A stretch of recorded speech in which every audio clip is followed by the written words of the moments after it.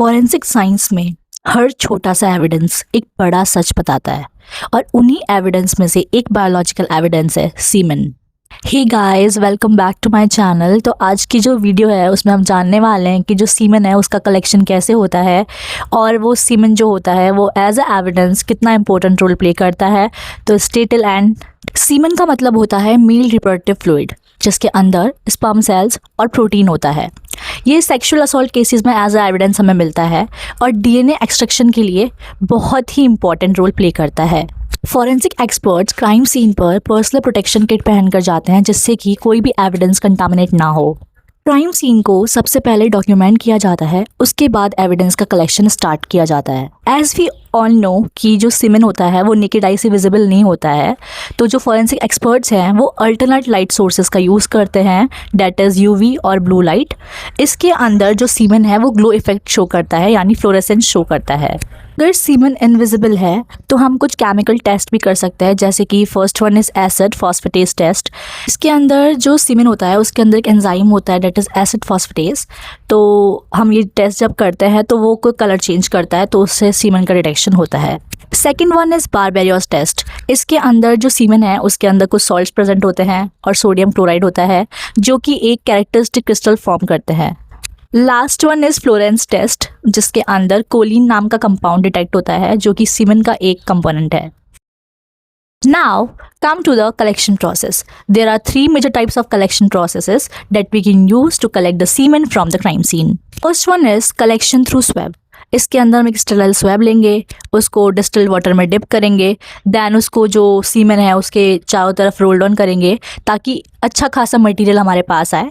हम वेट और dry swab दोनों से जो कलेक्शन की प्रोसेस है वो कर सकते हैं। कटिंग मेथड फॉर फैब्रिक, जैसे कि हमने ब्लड में देखा था कि जब ब्लड स्टेन किसी क्लोथ पर है तो हम वो पूरा का पूरा पीस निकाल लेते हैं, कट कर लेते हैं। तो सेम हमें सीमेन में करना है।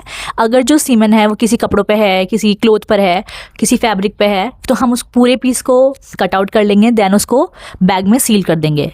Third one is tape lifting, जहाँ पे पार्टिकल्स, जहाँ पे जो सीमेन के स्टेन्स है वो बहुत ज़्यादा फेंट होते हैं, वहाँ पे हम जो टेप होता है उसको सरफेस पर लगाते हैं।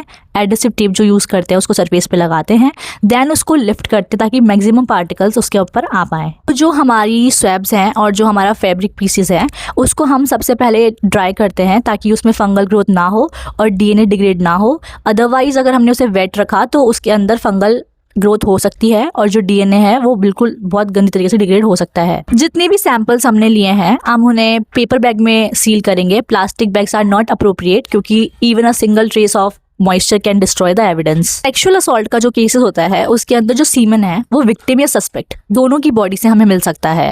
हर एक जो सैंपल है उसको लेबल किया जाता है विद डेट, टाइम, नेम, हर चीज़ से।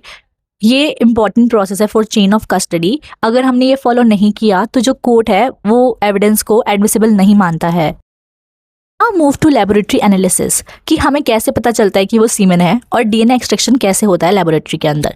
तो सबसे पहले जो हम टेस्ट करते हैं उसके अंदर सिंपल जो हम एविडेंस है उसको माइक्रोस्कोप के अंदर देखते हैं। माइक्रोस्कोप के अंदर जब हम सीमेन को रखते हैं तो हमें स्पर्म सेल जो होता है उसका हेड, टेल और जो नेक होता है वो पूरा विजिबल क्लियर होता है। Sperm cells are male gametes जिसके अंदर डीएनए होता है। जो हमें डीएनए एक्सट्रैक्शन करना है वो हमें स्पर्म सेल्स के नेक एरिया में से करना है क्योंकि वहीं पर डीएनए प्रेजेंट होता है।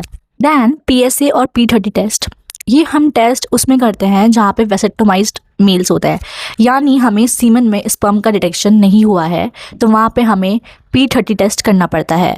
PSA means prostate specific antigen. ये एक टाइप का प्रोटीन है जो सीमेन का डिटेक्शन करता है without the sperm cells. Confirmatory test करने के बाद सबसे इंपॉर्टेंट स्टेप आता है डीएनए एक्सट्रैक्शन। हर इंडिविजुअल का डीएनए अलग अलग होता है। डीएनए में रिपीटेड रीजन्स को एनालाइज करके हम एक यूनिक डीएनए फॉर्म करते हैं जो सस्पेक्ट या फिर क्रिमिनल को ढूंढने में हमारी हेल्प करता है। DNA profiling modern forensic science का बैकबोन है। ये किसी भी सस्पेक्ट को आइडेंटिफाई कर सकता है, एक्सक्लूड कर सकता है और लिंक कर सकता है। लैब एनालिसिस के बाद फॉरेंसिक एक्सपर्ट्स एक डिटेल रिपोर्ट बनाते हैं। उसके बाद कोर्ट के अंदर फॉरेंसिक एक्सपर्ट अपनी साइंटिफिक फाइंडिंग्स बताते हैं कि एक्सप्लेन करते हैं वहाँ पे कि उन्होंने इस एविडेंस को कैसे कनेक्ट किया है क्राइम सीन से और क्या क्या हेल्प हुई है, कैसे कैसे उन्होंने डिटेक्शन किया है, कैसे कैसे वो चीज़ उस चीज़ को लिंक कर रही है, वो सब चीज़ उनको एक्सप्लेन करनी होती है कोर्ट के अंदर।